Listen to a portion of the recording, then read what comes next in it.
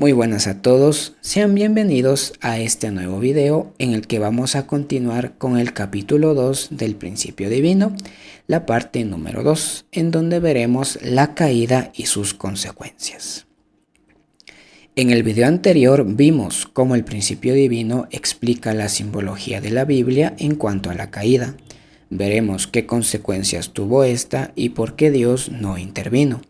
Evidentemente, la caída no entraba dentro del plan de Dios, que construyó el mundo en base a las leyes del principio, ya que el hombre estaba diseñado para seguir estas leyes, por lo que esto no fue lo que propició la caída. Pongamos un pequeño ejemplo.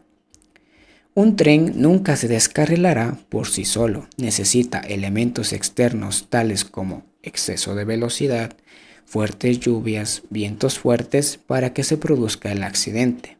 Pero si las vías están bien diseñadas y el tren va a la velocidad adecuada, el accidente nunca tendrá lugar.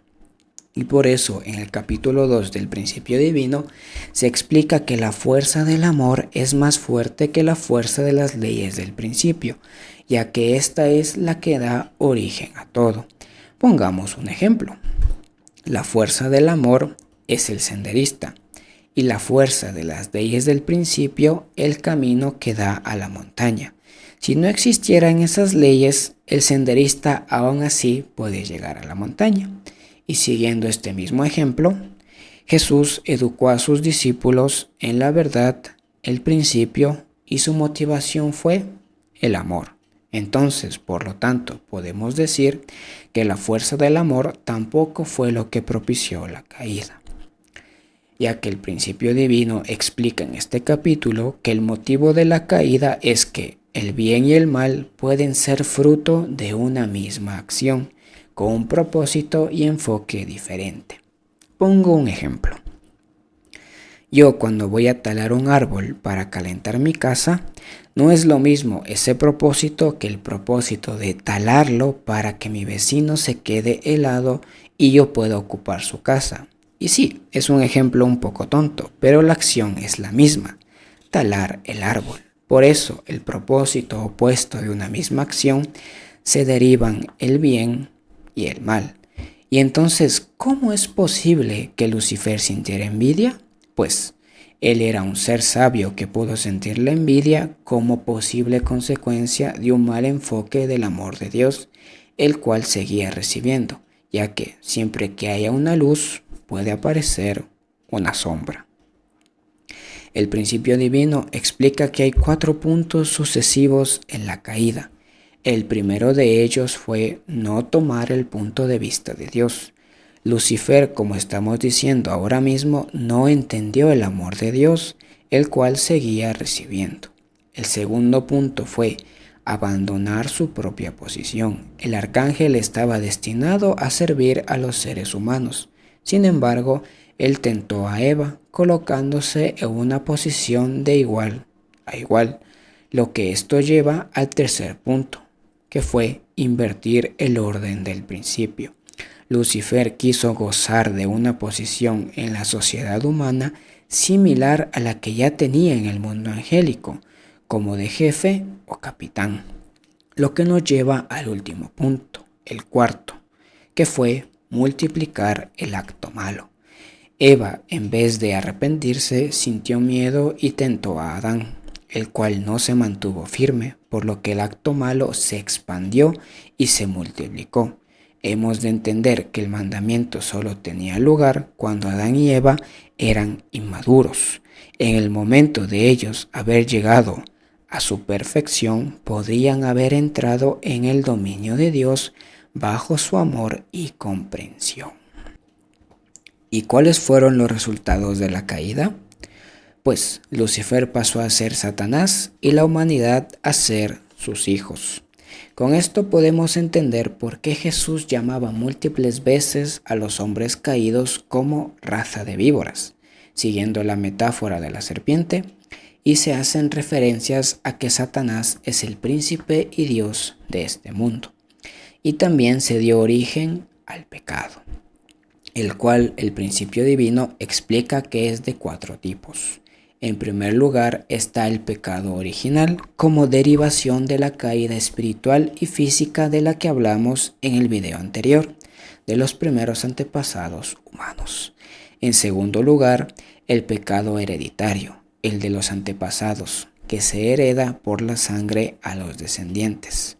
En tercer lugar, tenemos el pecado colectivo, en el que toda una sociedad es colectivamente responsable de un acto malo. En este caso, como ejemplo, la crucifixión de Jesús. Todo el pueblo fue el responsable.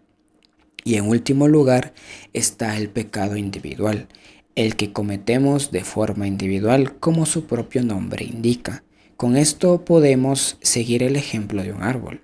Las raíces serían el pecado original, el tronco el pecado hereditario, las ramas el pecado colectivo y las hojas el pecado individual, ya que no nos podemos despojar de todos los pecados sin acudir primero a la raíz, el pecado original.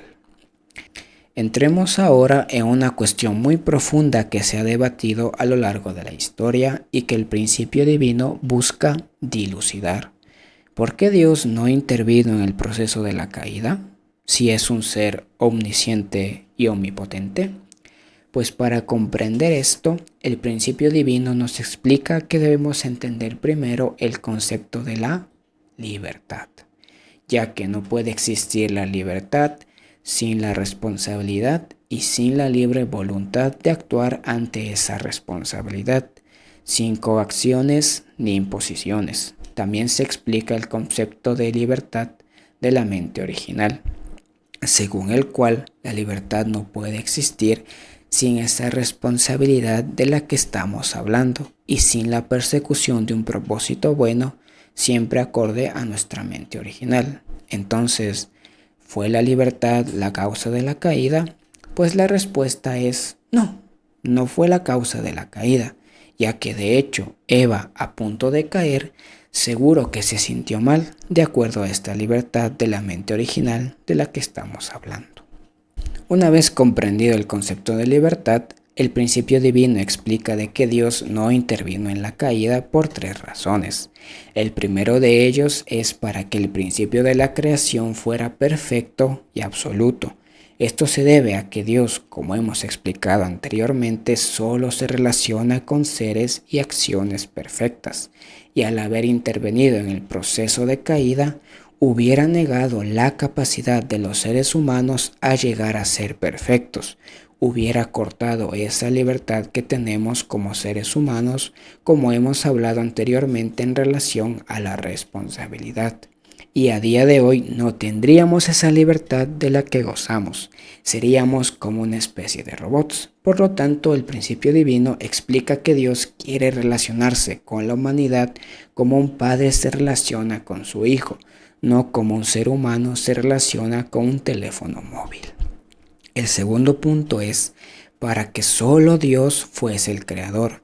Este es un punto muy reflexivo y filosófico, ya que Dios, como acabamos de decir, solo se relaciona con seres y actos de su creación, y al haber intervenido hubiera aceptado la caída como parte de su creación, por lo que debería haber restaurado los principios y leyes que crearon el universo, y Satán hubiese ascendido a la posición de creador junto con Dios al haber creado un nuevo principio a través del proceso de la caída. Y el tercer punto es para establecer a la humanidad como Señor de todas las cosas, ya que Dios quiere que la humanidad nos parezcamos a Él, que seamos seres originales y creativos.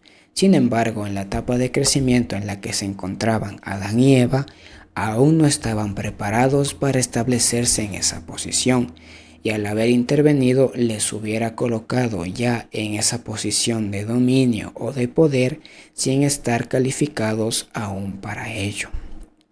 Pero existe un largo camino y proceso que se denomina la restauración, que es lo que veremos en el siguiente video. Así que sin más, les agradezco mucho por haber visto este video y nos vemos la próxima.